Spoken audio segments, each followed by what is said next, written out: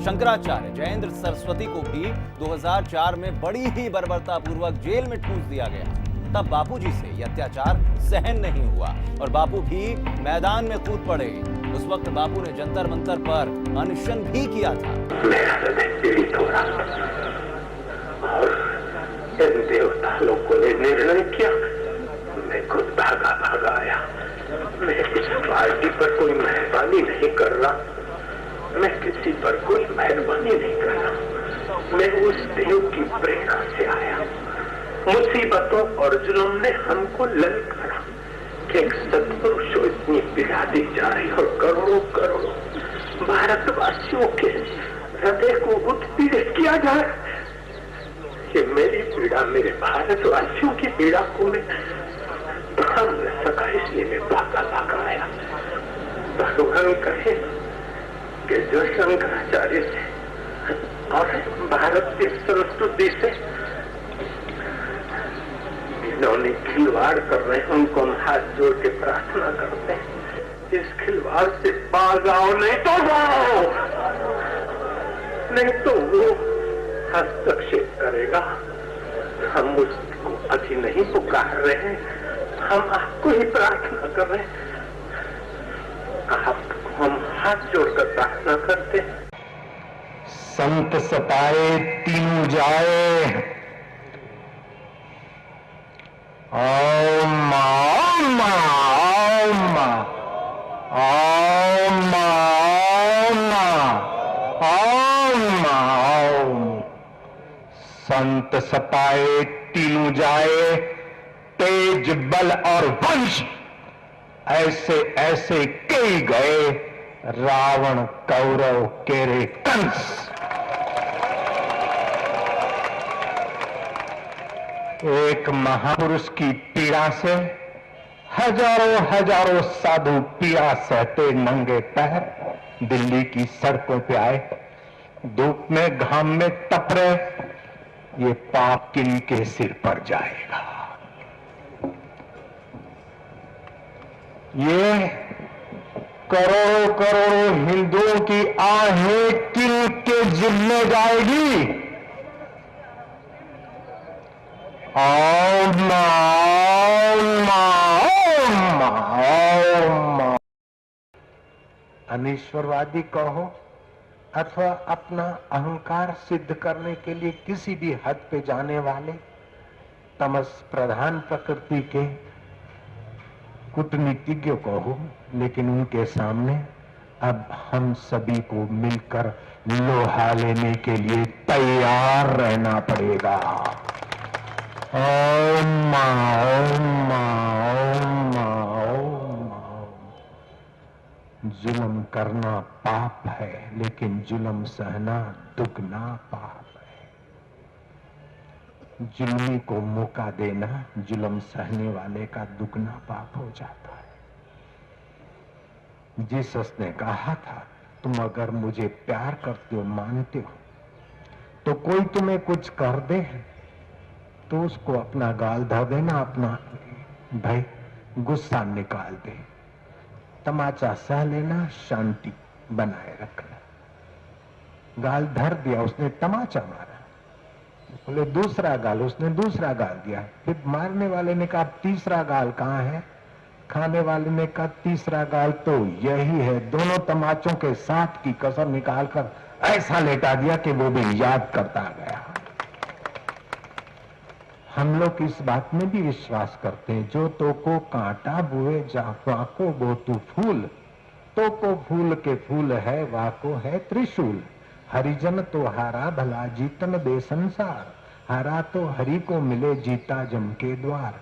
लेकिन ये साधुताई के लोगों के साथ, भाई किसी ने कभी कुछ कह दिया कुटुंब के साथ, लेकिन जो हमारी संस्कृति पर वार करे और साधु संतों को जेल में डालने का दुस्साहस करे, उसके लिए फिर दूसरी कहावत है, जो ताव को कांटा बोए वहां को तू वो भाला, वो भी सारा क्या याद करेगा पराठा किसी से पाला।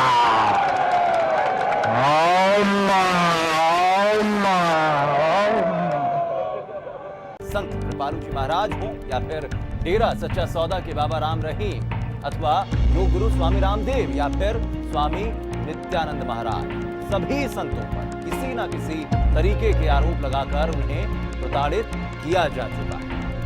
हम जनता से अपील करते हैं कि ऐसे लालची और दो पैसों के अखबार और चैनलों से सावधान रहें। ये आपको गुमराह करने की गंदी साजिश है और इन दलालों का तो कहना ही क्या, अंग्रेजों की नीति अपनाकर साधु से साधु को लड़ाकर उनके भक्तों को आपस में एवं समाज से लड़वाकर हिंदुत्व को नष्ट करने की साजिश स्पष्ट रूप से दिखाई पड़ती है। वैसे मीडिया भी बार बार ये सवाल उठा रहा है कि बापू आशाराम का आरोपों से चोली दामन का साथ है, लेकिन ये भी सच है कि स्वयंभू गुरु आसाराम अपने सत्संग और प्रवचनों से ज्यादा विवादों के चलते चर्चा में रहते हैं। बात स्वाभाविक ही है कि आखिर बापूजी के खिलाफ क्यों इस तरह की साजिश की जा रही है। जब हम इसकी तह तक गए तो काफी सारी बातें खुलकर सामने आई। बापूजी पिछले 50 सालों से समाज, संस्कृति और देश के उत्थान में अहम योगदान दे रहे हैं। बापूजी देश के पहले ऐसे संत हैं जिनका बहुत बड़ा जनाधार है और जो धड़ल्ले से भारतीय संस्कृति और सनातन धर्म का पूरे विश्व में खुल्लम खुल्ला प्रचार कर रहे हैं।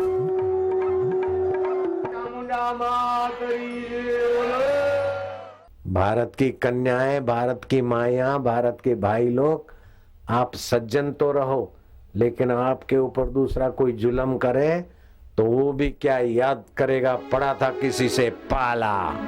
हरि ओम, हरि ओम, हरि ओम।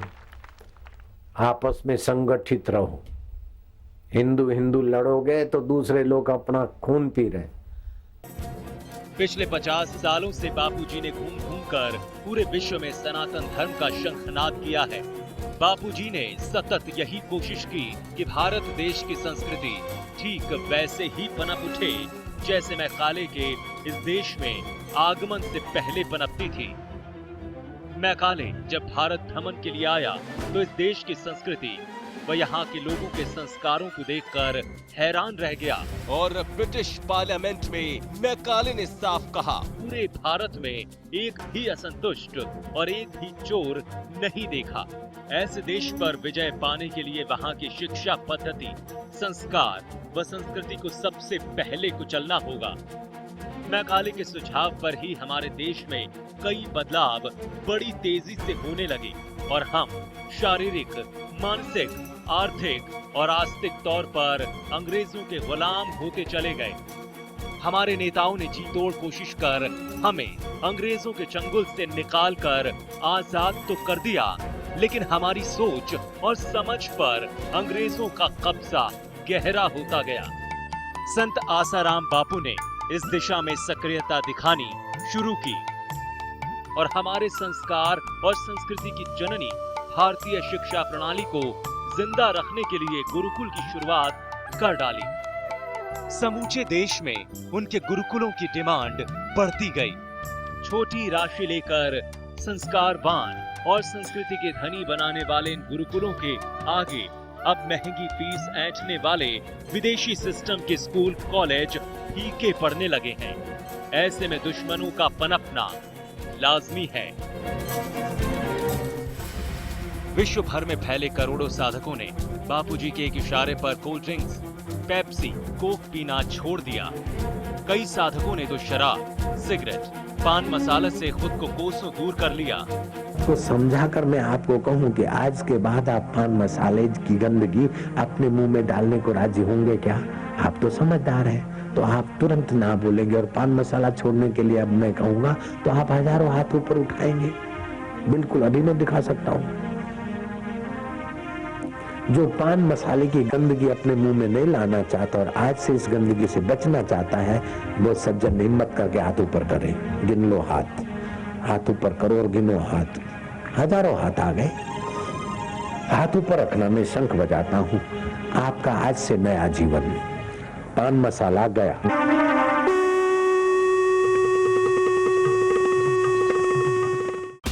सारे देश की जनता में सबसे ज़्यादा फॉलोअर्स अगर किसी संत के हैं तो आशाराम जी महाराज के हैं। मैं व्यक्तिगत रूप से इंदौर में जानता हूं कि बहुत सारे लोगों की उनने शराब छुड़वाई है, उनका मांस छुड़वाया, लोगों को सही रास्ते पे लाए। आप में ताकत है क्या, मेरे में ताकत है कि मैं किसी की शराब छुड़वा सकूं? मैं आपको कुछ ऐसे आंकड़े बताना चाहता हूं जो शायद आपने कभी सुने नहीं होंगे, और ये सारा जो कुछ हो रहा है सबके खिलाफ, उसके पीछे का ये निर्णायक कारण है। क्या है? देखिए, बापूजी के 50 साल तो कम से कम हो ही गए होंगे, 74 साल हो गए हैं। हाँ, 75वां वर्ष चल रहा है। और इस पूरे आध्यात्मिक काम में इतने सालों में अगर मैं ये कहूं कि 1 करोड़ भक्त भी 75 मतलब इतने, हम ये कहें कि इफेक्टिवली संख्या तो 2 करोड़ से ज्यादा की होगी एग्जैक्ट भक्तों की, शिष्यों की 4 करोड़, तो 2 करोड़ भक्त 50 सालों तक, हम आंकड़े कम ज्यादा करके, क्योंकि हम कम इसलिए करना चाहते हैं कि कोई कहे नहीं बढ़ावा है, मैं कहता हूं कि 2 करोड़ भक्त 50 सालों तक अगर शराब नहीं पीते हैं तो इसका आंकड़ा होता है 18,82,000 करोड़ रुपए। क्या होता है? इतने पैसे बचे हैं, इतने पैसे बापूजी ने केवल शराब से बचाए हैं। अगर हम सिगरेट का आंकड़ा निकाले तो यह सिगरेट का आंकड़ा भी जाता है 11,36,36,000 रुपए। अगर हम गुटखे का आंकड़ा निकाले, हम अगर डांस बार जाने से जिनके कदम बापूजी के संस्कार से रुके उनके आंकड़े निकाले, और जिस ब्रह्मचार्य का संदेश बापूजी ने दिया, माता बहनें माफ करें लेकिन उल्लेख करना जरूरी है कि एक बच्चा अगर 5 साल देरी से शारीरिक संबंध बनाता है तो इस कारण इन कंपनियों का लाखों करोड़ रुपए, कंडोम बनाने वाले कंपनियों का नुकसान होता है। इन सारे आंकड़ों को मैं अभी जोड़ रहा था तो ये आंकड़े कई लाख खरब में जा रहे हैं। तो इतने खरब रुपए बापूजी ने जिन कंपनियों का नुकसान किया है, उनके लिए कुछ 1000 करोड़ रुपए उनके खिलाफ लगाना कौन सी बड़ी बात है? इसके पीछे का असली अर्थशास्त्र यह है, क्योंकि बहुत से लोग कहते हैं, बेचारे इमोशनल होते हैं, उनको क्या पता कि बापूजी को बदनाम करने के लिए कंपनियों को पैसे लगाने की क्या जरूरत है। ये जरूरत है क्योंकि बापूजी अब और शक्तिशाली होते जा रहे हैं, उनका भक्त परिवार और बढ़ता जा रहा है, विपरीत स्थिति में भी बढ़ता जा रहा है। और ये जो खरबों करोड़ों खरबों, मतलब अगर मैं शून्य लगाने को कहूं तो शायद हम में से कोई नहीं लगा पाएगा, इतने अब तक जो बचाए हैं, अगले आने वाले 5 साल में बापूजी इतना आंकड़ा अगर बचा लेते हैं तो अमेरिका का 1 साल का बजट खराब होता है। 1 साल का बजट अकेले अमेरिका का। यूरोप के देशों की अगर संख्या निकाले तो बापूजी का केवल एक किसी विषय की नशा मुक्ति करवाना यूरोप के देशों का 1 साल का बजट खराब होता है। और उनका काम ही है, उनके लिए दुनिया बाजार है, लेकिन हमारे लिए दुनिया संसार है। ये हम दोनों के बीच के सोच का फर्क है, और इसलिए हम कहते हैं वसुधैव कुटुंबकम, और ये अर्थशास्त्र हमको समझना जरूरी है। ये इसके पीछे का कारण है। जाहिर है इन सब से कई मल्टीनेशनल कंपनियों की जेबें हल्की हुई होंगी और उन्हें बापू किसी दुश्मन से कम नहीं लगते होंगे। 14 फरवरी वैलेंटाइन डे को विश्व भर में फैले बापूजी के करोड़ों साधकों ने मातृ पितृ पूजन दिवस यानी पेरेंट्स वर्शिप डे के तौर पर बड़ी धूमधाम से मनाना शुरू कर दिया है, ताकि युवा पीढ़ी माता पिता का आशीर्वाद लेकर खुद को ओजस्वी तेजस्वी बनाए, न कि भोग विलासिता में पड़कर खुद को निस्तेज और दुर्बल बनाए। कोई भी इंसान वो अपनी जिंदगी में सक्सेस नहीं बन सकता जब तक अपने माँ बाप का सेवा ना करे। तो ये एक मैं अपनी लाइफ को देके बता रहा हूँ। मैंने अपने माँ बाप को मरते दम तक राजा रानी की तरह रखा था, क्योंकि मैं जानता था कि उनका आशीर्वाद हमको आगे तक लेके जाएगा। So you have to promise today, mother's day father's day करने से कुछ नहीं होता है, माँ बाप को पूजा करने का एक दिन होना चाहिए। वैलेंटाइन डे अपने माता पिता के साथ मनाएंगे तो काफ़ी अच्छा उनको लगेगा, क्योंकि मेरे ख्याल से एक माता पिता एक ऐसे 2 इंसान होते हैं कि आप कितना भी खराब करें, कितना भी अच्छा करें, वो आपको हमेशा उसी प्रेम और उसी प्रभाव से मिलेंगे। ऑब्वियसली कि अगर आपके पास माता पिता का आशीर्वाद है तो आप काफ़ी अच्छा कर सकते हैं अपनी ज़िंदगी में। I'm delighted to join today with the members of the temple in observing Parents Appreciation Day. I think this is a wonderful occasion. It's unfortunate, actually, that we don't have that throughout our society here in the U.S. And unfortunately, so much of our society today in this country does not occur.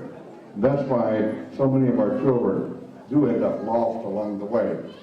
But what you do here in your community, the values that you instill in your children, the appreciation they show with their parents for that, is so critical. And I think that shows why your children are growing up to be such fine members of society, leaders in our society. I congratulate you and commend you for that. दूसरा, युवक युवतियां Valentine day की गंदी प्रथा से बाज आए और मातृ पितृ पूजन दिवस मनाएं।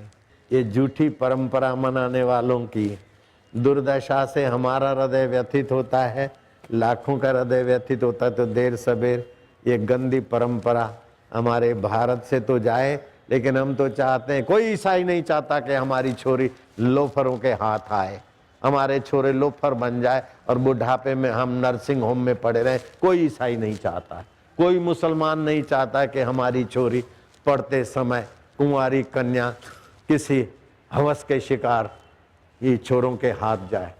कोई पारसी नहीं चाहता, हिंदू तो चाहेंगे कैसे। इसलिए ये मानव मात्र के कल्याण का उद्देश्य रखकर मातृ पितृ पूजन दिवस मनाए। बच्चा पिता का पूजन करे, बच्ची माँ का पूजन करे, तिलक करे, प्रदक्षिणा करे, और माँ बाप बच्चों को तिलक करे और हृदय से लगाए। ऐसे कई सारे दैवीय कार्य जिससे सनातन संस्कृति पुनः स्थापित हो, देश के युवा सशक्त हों, हर नागरिक जागरूक हो और पाश्चात्य अंधानुकरण जैसे शराब, सिगरेट एवं अश्लीलता आदि को त्याग कर संयम के रास्ते चलकर भारत को पुनः विश्व गुरु के पद पर आसीन करने की कोशिश बापू ने की।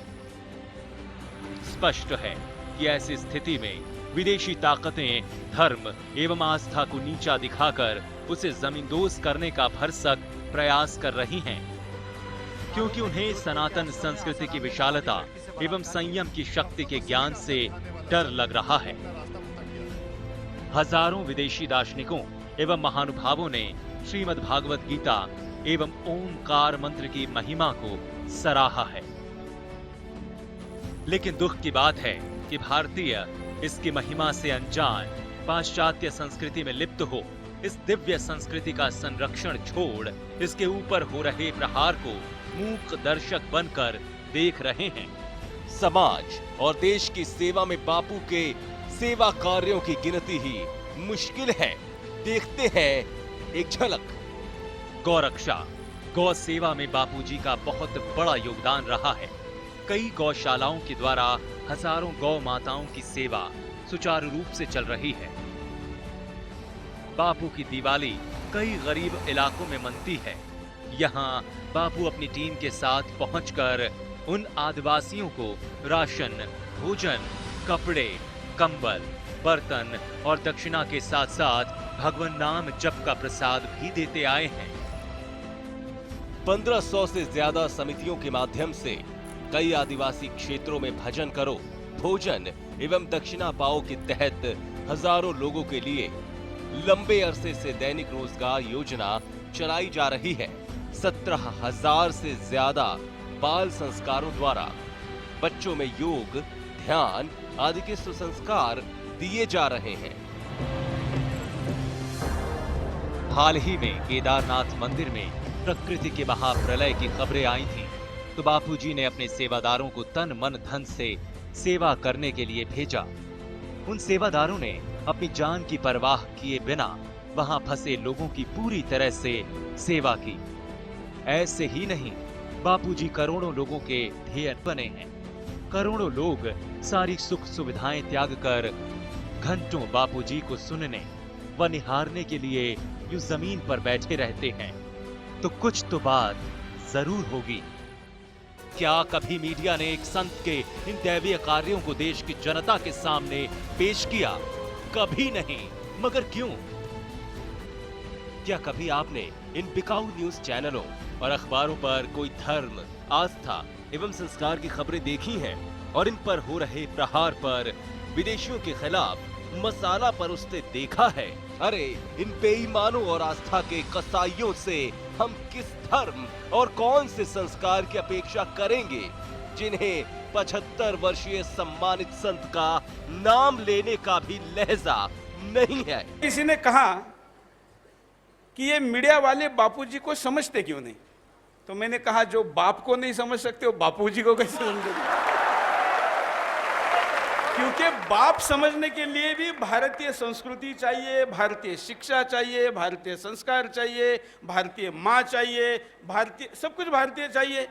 आज बहुत से लोग तो वहां पढ़ के आए हैं जिनको भारत कहना ही नहीं आता, वो केवल इंडिया ही कह सकते हैं और हिंदुस्तान कहने की तो उनमें हिम्मत ही नहीं है।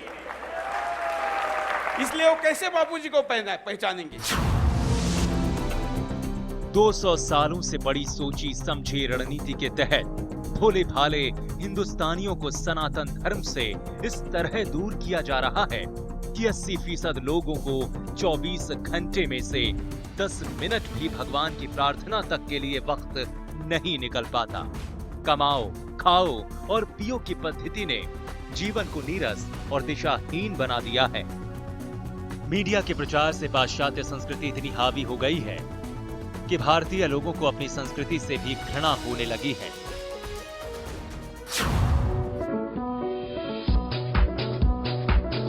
अश्लीलता तो लगभग हर चैनल पर आसानी से परोसी जा रही है।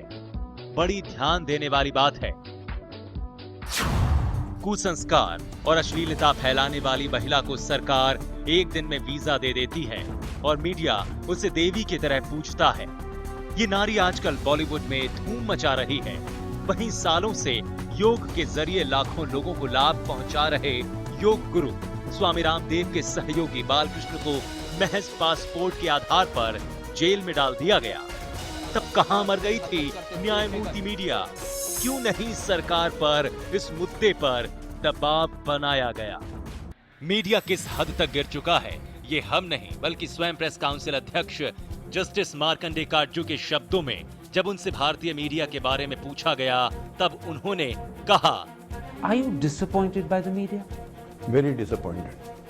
And therefore do you have a low opinion of the media? I have a poor opinion about the media. And you really mean this? I mean this. They should be working for the interests of the people. They are not working for the interests of the people, and sometimes they are positively working in an anti-people manner.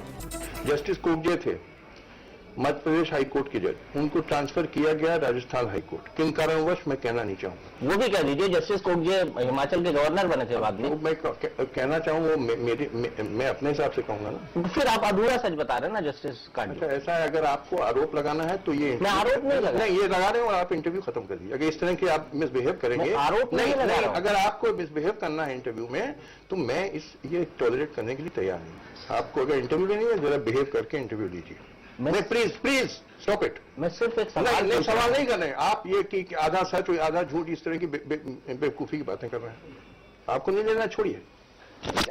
नहीं, मैं तो आपसे, आपने आरोप लगाया इसलिए मैंने कहा। आप प्लीज या तो बिहेव करिए, सीखिए बिहेव करना। You are much younger than me, you should learn how to behave. Use this waste of time, you don't know how to behave in an interview. आधा नहीं, आपने कहा कि आप आधा सच बोल रहे हैं, ये मुझ पर आरोप है। कम से कम मैं मानता हूँ आरोप। मुझे माफ करते हैं, छोड़िए, ये इंटरव्यू नहीं होगी। आप you don't know how to behave properly, तो पटांग की बातें करते हैं। आप जाइए, गेट आउट। कि ये बिका हुआ मीडिया है। मीडिया जन विरोधी या आपराधिक वृत्तियों को बढ़ावा देने वाला और लोगों को बांटने वाला है। यहाँ तक कि पूर्व army chief general V K Singh का भी मीडिया के प्रति यही रवैया रहा। सेना के पहले ऐसे जनरल हैं जिनके ऊपर आरोप लगा है कि आप राजनेताओं की और खासकर रक्षा मंत्री की जासूसी करा रहे हैं। देखिए, आरोप जो है, जो आप बोल रहे हैं, बहुत ही हास्यास्पद है, बहुत ही अयुक्ति संगत है। मीडिया के अंदर एक चीज चलाई गई, एक मनगढ़ंत कहानी चलाई गई, सिर्फ इसलिए चलाई गई कि छवि को धूमिल किया जाए, आपके ऊपर कीचड़ फेंका जाए। और इसको इस तरीके से चलाया गया कि इसके अंदर कुछ लोग शामिल हुए, कुछ मीडिया के पास गए, चाहे उनको पैसे दिए, क्या दिया उनको, लेकिन उन्होंने इसको आगे बढ़ाने की कोशिश की। और तो और जिंदल ग्रुप के द्वारा किए गए स्टिंग ऑपरेशन में खुद मीडिया घराने के 2 वरिष्ठ पत्रकारों ने खुद ये बात कबूली कि पूरा मीडिया घराना बिक चुका है। मतलब सारे news channel, all media is completely sold in this country. मतलब सारे news channel, all media is completely sold in this country. और अब हद कहां तक इनकी जाकर खत्म होगी और किस हद तक ये गिरेंगे, अपने आप में सवाल है। परिणाम ये होगा कि अगर इसके खिलाफ आवाज नहीं उठी, अगर ऐसी लड़ाई अकेली कभी बापू की है, कभी श्री श्री की है, कभी रामदेव बाबा की है, कभी जयेंद्र सरस्वती की है, ऐसा कहकर अगर हम छोड़ते जाएंगे, अकेले वो लड़ते जाएंगे, और अगर हम इनको अकेले एक साथ आकर नहीं लड़ेंगे तो क्या होगा? आने वाले दिनों में ऐसे अत्याचारी मुगलों के खिलाफ लड़ने के लिए शिवाजी तैयार नहीं होगा, क्योंकि रामदास नहीं रहेगा तो शिवाजी कहां से आए? सबसे बड़ा नुकसान यह है कि रामदास नहीं रहेगा तो शिवाजी कहां से आएगा? यह सबसे बड़ा नुकसान होगा। फिर इस देश को गुलाम बनाना सबसे आसान रहेगा। जो पिछले 1200 सालों में संभव नहीं हुआ, वो आने वाले 10 सालों में दिख रहा है। और उस 10 सालों में इस देश को गुलाम बनाने से रोकने में सबसे जो बड़ी शक्तियां है वो आसाराम बापूजी है, रामदेव बाबा जी है, श्री श्री रविशंकर है, जयेंद्र सरस्वती है, ऐसे साधु संत हैं। और जिस कारण ये सबसे ज्यादा टारगेट पर है, ऐसे में हम लोगों ने साथ देना जरूरी है, क्योंकि इनकी प्रवृत्ति तो माफ करने की है और हमारी प्रवृत्ति होनी चाहिए सजा देने की। अब उपाय क्या हो सकता है? उपाय यह हो सकता है, अच्छा एक आप सब कहेंगे कि आपने सारे देश की बातें बताई, व्यक्तिगत इसमें क्या है? तो व्यक्तिगत एक सबसे बड़ा नुकसान है।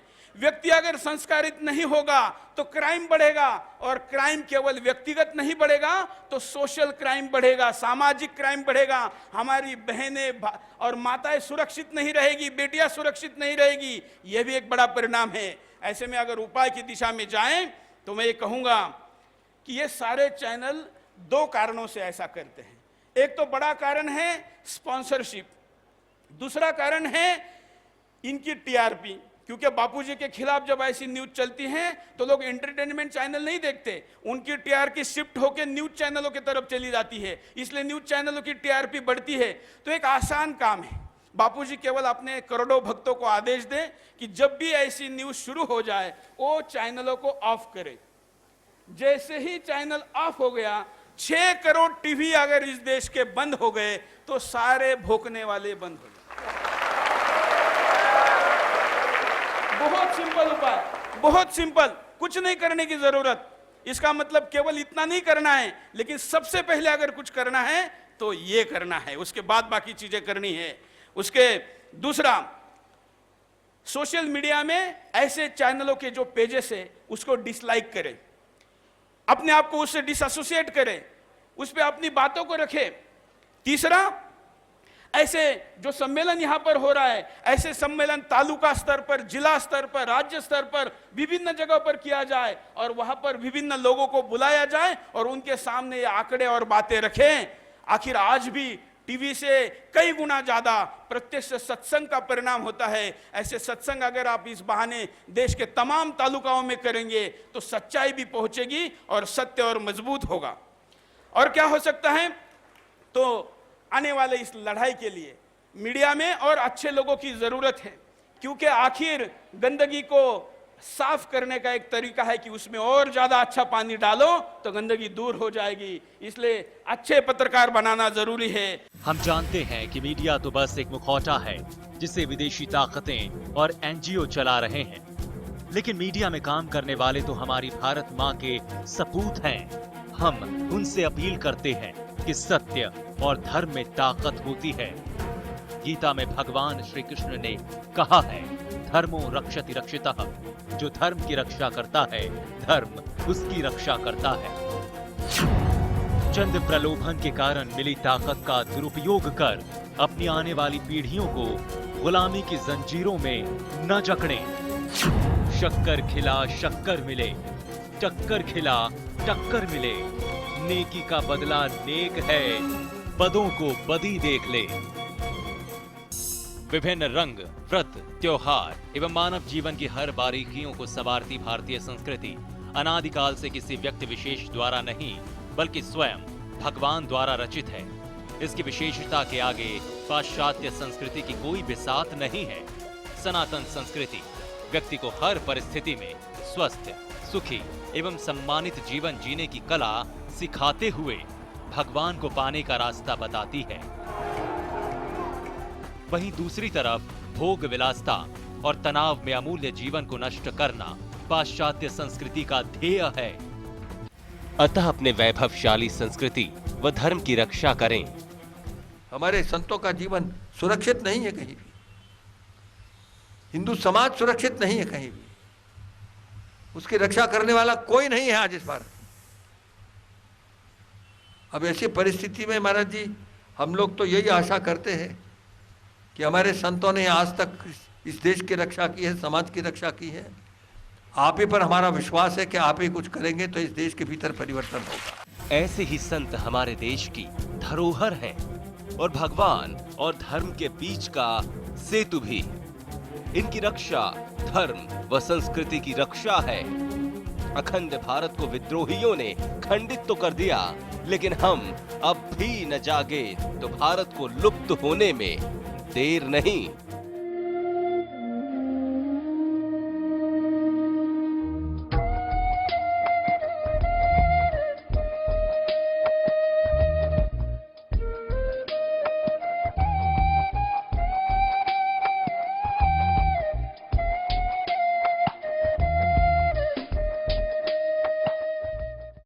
क्या आप साधक हैं?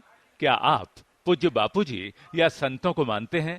तो आज ही संतों के बारे में झूठे बेबुनियाद खबरें बताकर लोगों को गुमराह करने वाले न्यूज चैनलों को सदा के लिए अपने टीवी सेटअप बॉक्स पर अवश्य लॉक करें व कराएं। यदि अभी भी ये नहीं किया तो हमारा संतों का शिष्य कहलाना व्यर्थ है। कुप्रचारक न्यूज चैनलों को लॉक कैसे करें? डिश टीवी मेन्यू दबाएं, राइट एरो की दबाकर माई डिश टीवी पर जाएं, पेरेंटल कंट्रोल पर जाएं, ओके करें, लॉक चैनल्स पर जाएं, ओके करें, पिन में 1 2 3 4 दबाएं, कुप्रचारक न्यूज चैनल चुनें, राइट एरो की दबाएं, अलाउ से ब्लॉक हो जाएगा। सभी कुप्रचारक चैनलों को इसी तरह ब्लॉक करें, फिर मेन्यू दबाएं, टाटा स्काई ऑर्गेनाइजर दबाएं, पेरेंटल कंट्रोल पर जाएं, ओके करें, पिन में 0000 दबाएं, चैनल लॉकआउट पर जाएं, ओके करें, सभी कुप्रचारक चैनल चुनें, big TV, Airtel, Dan ADN setup box, home दबाएं, सेटिंग पर जाएं, ओके दबाएं, पेरेंटल कंट्रोल पर जाएं, ओके करें, पिन में 0000 दबाएं, कुप्रचारक न्यूज चैनल चुनें, अप्लाई चेंजेस का नीला बटन दबाएं, वीडियोकॉन डिश मेन्यू दबाएं, सेटअप पर जाएं, इंस्टॉलेशन पर ओके करें, पिन में 1 2 3 4 दबाएं, यूजर सेटिंग पर ओके करें, चैनल लॉकिंग पर ओके करें, लॉक अथवा हाइड चैनल्स पर ओके करें, सभी कुप्रचारक चैनलों पर जाएं, हरा बटन दबाएं, ओके करें, एग्जिट करें, यस करें। In Den PNL setup box menu दबाएं, फेवरेट लिस्ट ओके करें, मॉडिफाई चैनल लिस्ट पर ओके करें, ऑल टीवी चैनल्स पर ओके करें, लॉक पर ओके करें, कुप्रचारक चैनलों पर जाएं, लाल बटन दबाएं। यदि चैनल लॉक करने में कोई परेशानी आए तो अनुभवी व्यक्ति की मदद लें। सभी श्रद्धालुओं से निवेदन है कि इसके पैम्फलेट बांटें, बंटवाएं, ईमेल करें, एसएमएस करें, फेसबुक से शेयर करें, व्हाट्सएप से शेयर करें।